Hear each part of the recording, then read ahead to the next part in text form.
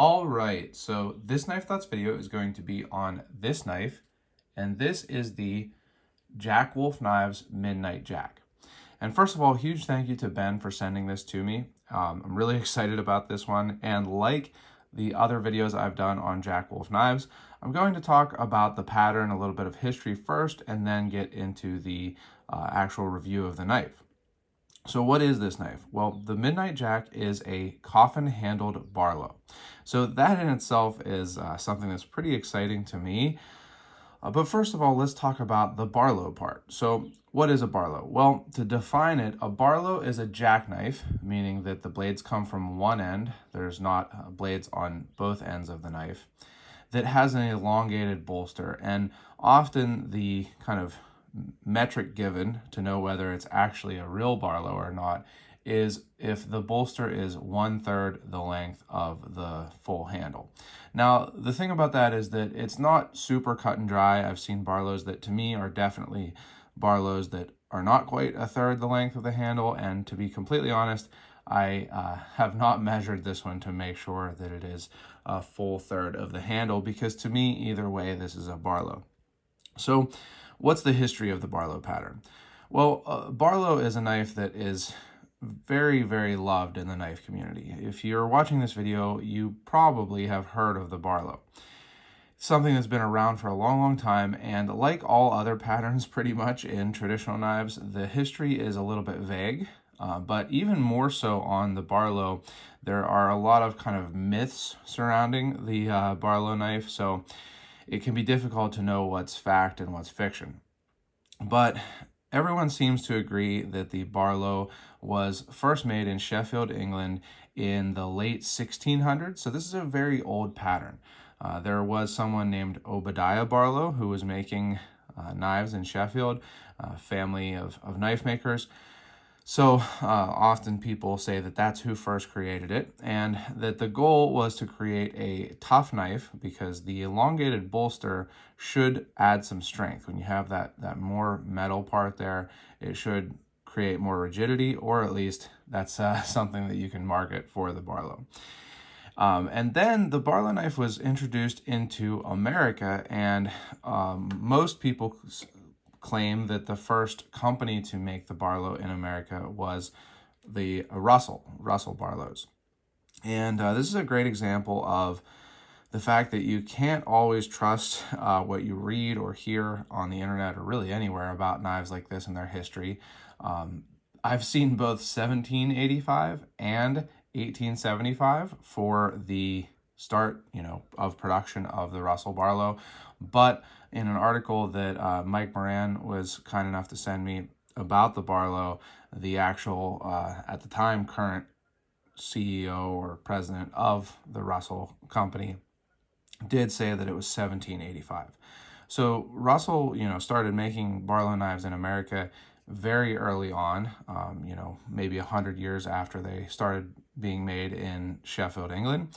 And it's one of the earlier patterns that I guess has a name, a specific name, and was adopted by American cutlers. So that's really interesting in itself, but it really skyrocketed to popularity. And there's all kinds of stories of people having Barlows and loving and enjoying and using their Barlows. Some interesting ones is that supposedly George Washington was given a Barlow that said obey your elders or obey your superiors, something like that on it. And when he was thinking of giving up the command of the Continental Army, he looked at his Barlow and decided to rip up the letter. That sounds like more of a myth to me. I don't doubt that he had a Barlow knife, but the whole story sounds a little far-fetched. It sounds like a great marketing tool for knife companies, but interesting story anyway. And then, of course, in Huckleberry Finn, it said that when he was given his Barlow, his whole body shook with a convulsion of pride that shook him to his foundations. And I think that that's something that probably a lot of people like me that love knives and Barlow knives have actually also experienced. So there's all kinds of things like that. But since 1785, when the Russell Company started producing them in the United States, they have really maintained popularity. Again, that article that Mike Moran sent me was from the 1950s, And even then, there was a club for people who owned Russell Barlows, and if you like Barlows, definitely keep an eye out on my site, KnifeThoughts.com. Got something interesting coming up that I'm excited to see how people like it. But anyway, in that article, even at that time, they say that the knives are super popular. You know, every boy and man has one. And another interesting thing is that these Barlows were always considered to be a lower cost knife, a working knife, a knife to be used, because they were built to be strong and generally were really inexpensive. The Barlow, or the Russell Barlow knives, when you look at the costs and then adjust them for inflation, they're still extremely, extremely inexpensive. They're, more in the cost range of a Rough Rider than in the cost range of a GEC or something like that, or even something like this. That said, in that article in the 1950s, even then it was said that they're no longer a super budget friendly. They're no longer the extremely inexpensive knife that they once were. They were gaining in price, and I think that that's probably been true throughout. You probably could get high-end Barlow knives maybe even since the 1600s. So it's not something that's completely new for it to be also a knife that people just really enjoy, and so because of that, companies make higher end versions. But I think that the Barlow was really reinvigorated and really gained in popularity with Great Eastern Cutlery and bringing out the TC Barlows, which were kind of designed or produced by Charlie Campagna, but made by Great Eastern Cutlery, and actually are what got me into GEC knives. So I'm going to show you a couple different comparisons of GEC Barlows to this knife when I do the actual full review. But I think that that's really what brought Barlow knives into popularity in this kind of reinvention or reinvigoration of the interest in slip joints and traditional knives. So I'm really happy to see Ben bringing out a Barlow in this run of Jack Wolf knives. Something that I love. I was really, really excited when he announced it. I actually didn't know that it was coming ahead of time, so it was something that I got really excited about. So let's move into the actual review. Well, first of all, I did do an unboxing video, but I'll show you the contents real quick. So it comes in a nice box, as the other knives have. It has, raised and shiny embossing, and then a write-up on the back that I strongly suggest, if you haven't read it, you can pause the video, read it, and then continue. And then it says Midnight Jack, and this is the natural canvas micarta version, and then made in China there. So you open it up, and then inside there's actually another tube, so reminiscent of GEC. But this is a metal tube, and it has this really, really cool art. So you can see that this is kind of a werewolf version of Jack Wolf. So very, very cool. Goes really well with the Midnight Jack theme. A little bit of contact info. Nice lid. I also think it's really cool that this is actually sealed. So you could put, a desiccant packet in there and keep this long term if you were going to collect these, which I don't think is a bad idea. But I use all of them, so that's not as much of a concern for me. And then here's the POG that comes with all of these. Cool little thing for sure. And it shows you kind of the full art too. So I really appreciate the packaging. As I talk about in my videos, I think when you're buying a high-end knife like this, you want the packaging to be good, because it's an experience opening the knife, right? It's part of what you're paying for. And then it also comes with a really nice microfiber cloth. These are nicely done. I guess it seems like a small thing to emphasize, but these just feel like higher quality microfiber than you typically see. But you can see that it has the logo on there and a very, very, very bright green. It's almost like light green, but it's just so neon. So great for wiping your grubby finger marks off of the knife when you're doing a video or taking pictures. And then it'll look a little bit cleaner. And then finally, it does also come with a pocket slip, a nice leather pocket slip. And I actually did use this one more with the Midnight Jack than I did on the previous knives, which I'll talk about in a little bit here. But first of all, I want to show you the action on this knife. It is a little stronger than on the other Jack Wolf knives, but I think it's just great.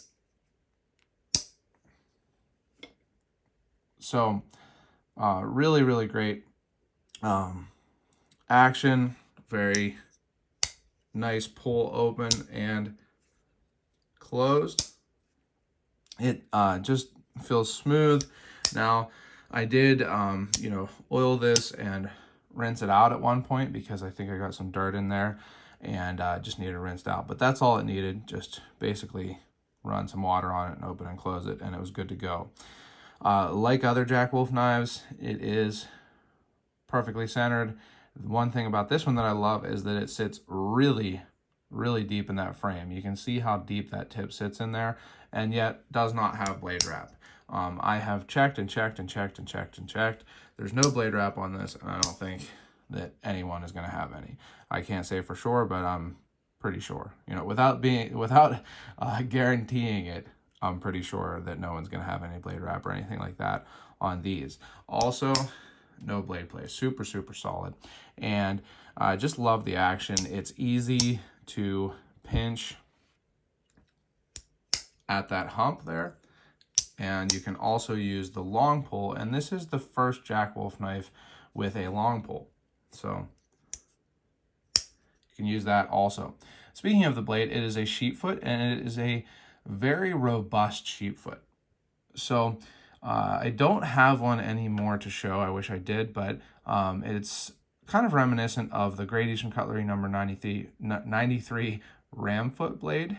So definitely a taller sheep foot. It is wider here at this hump than it is here at the ricasso or sharpening choil.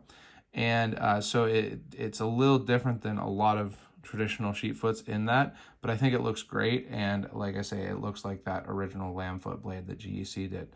Not only that, but this cuts extremely, extremely well. It has a hollow grind like the other Jack Wolf knives.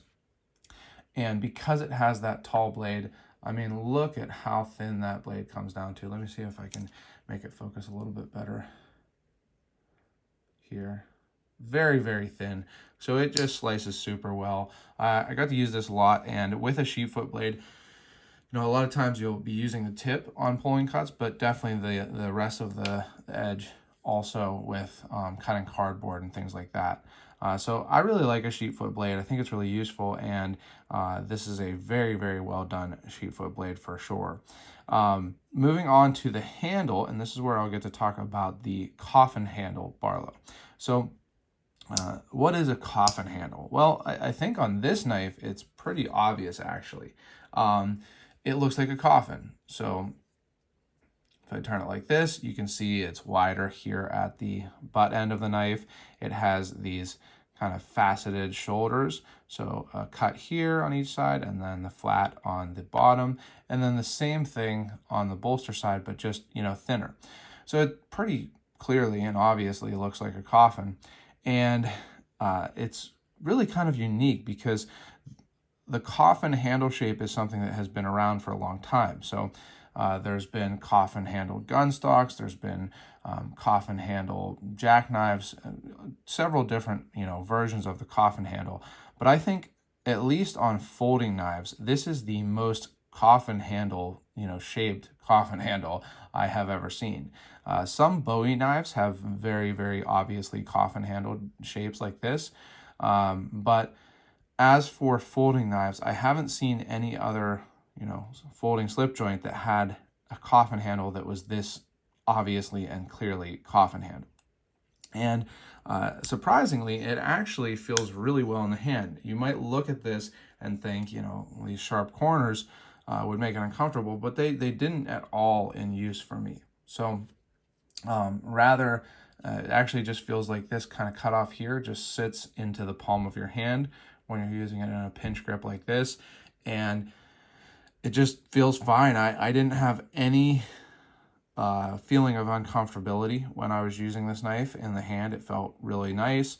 I think it's a great size, and I'll talk about that in a second also, but I think it's a great size because I can easily get all 4 fingers on it without one finger kind of falling off the edge, but one finger can fall off the edge and feel comfortable sitting again in this kind of area right here.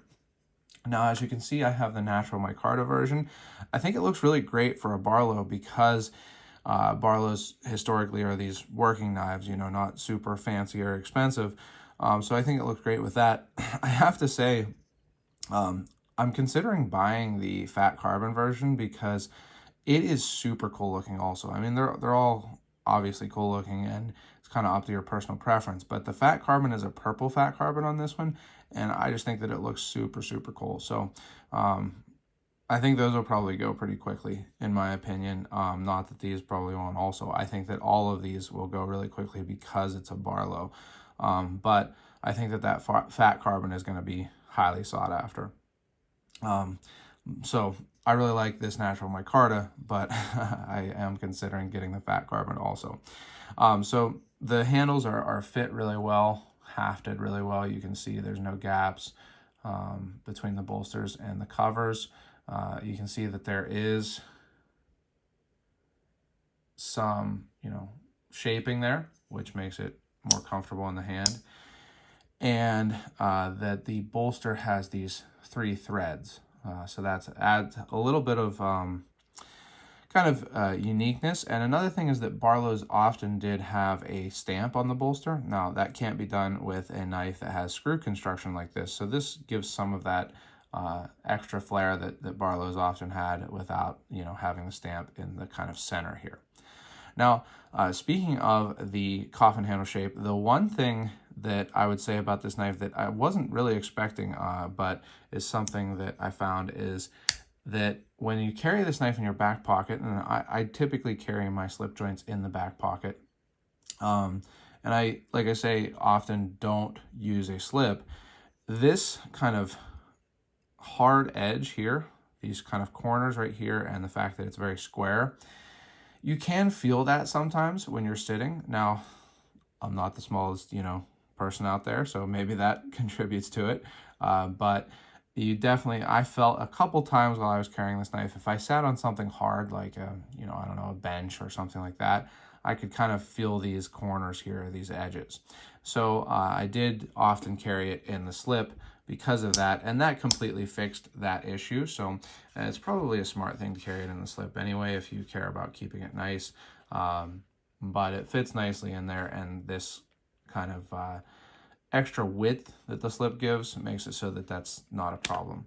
So I found it, after, you know, using the slip, easy to carry, and just really enjoyed it.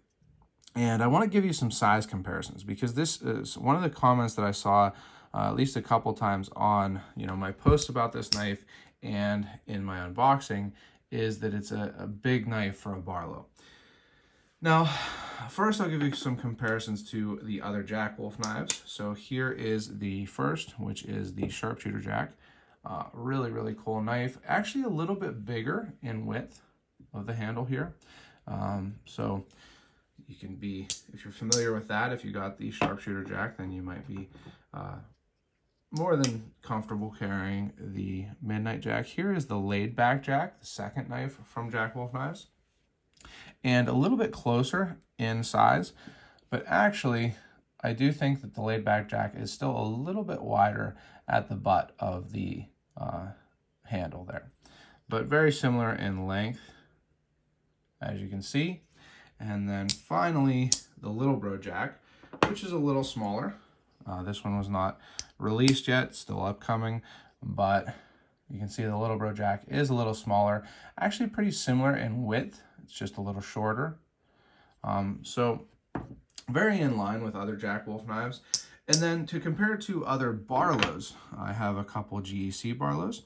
Now, the kind of most classic GEC Barlow, which I mentioned earlier, is the 15. And this is my Charlie Campagna SFO TC15 from 2013. And it is in a sheepfoot. It's been used a lot, so the sheepfoot doesn't look exactly like it did when I got it, but you can see they have similarities. In fact, on my unboxing video, someone mentioned that It was like the knife was made for me, the Midnight Jack, because it's the same as the one on my shirt. It's not quite exactly the same because the one on my shirt is actually based on this one and isn't a coffin handle, but it's very similar. So you can see why I would have been excited about the Midnight Jack. Very, very similar. The 15 is definitely both a little more slender and shorter, but not, hugely so.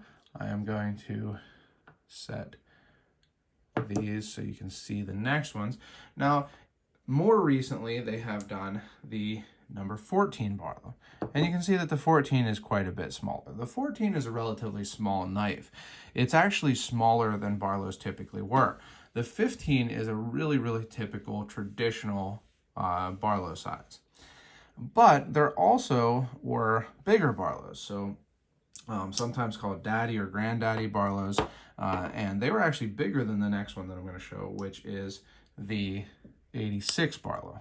So this is the 86 2AB, which is 2 Acorn Barlow. And you can see that it's actually a little bigger than the Midnight Jack. So, the Midnight Jack, I think, is a great size. It's a great size for working, using slip joint. And it's certainly not, bigger than Barlows have been traditionally. Like I say, there are more Barlows that were a lot bigger than the 86. So I'll show you a little bit closer comparison of the 86 and the Midnight Jack. So you can see they're very similar in size, but I do think that the 2AB is just slightly larger in kind of just overall, but very, very similar in size. So if you have an 86, that's a good comparison for this Midnight Jack. So I have really, really enjoyed carrying and using this. It's been in my pocket every day since I got it. I have used it a good bit, and I think it's just a really cool knife. In fact, I do think that this is the best one yet. That's kind of the title of my, it is the title of my unboxing, and I do think so. This is the one that I have enjoyed the most of the Jack Wolf knives so far. I like all the other ones for sure, but this one just really hits me in my traditional knife sensibilities. I love that it is a Barlow. I love that it is a coffin handle, which is unusual for a Barlow, but just very cool. And I love the sheepfoot blade, and it's just made super, super well, like all of the other Jack Wolf knives. So I've really enjoyed getting to check it out. I'd love to hear your thoughts on this, and if you're going to be picking one up, so definitely leave a comment. Also, I'll have some links to some interesting articles and things like that in the description, so make sure you check that out, as well as going to my website, and I'll have some interesting stuff related to Barlows coming up soon. So make sure you subscribe by email for my blog. Check out my other social media. I'm on Instagram and Facebook at KnifeThoughts, and my website, KnifeThoughts.com, where I post articles on knives like this and knife-related topics. And last but not least, as always, don't forget to go out and do good.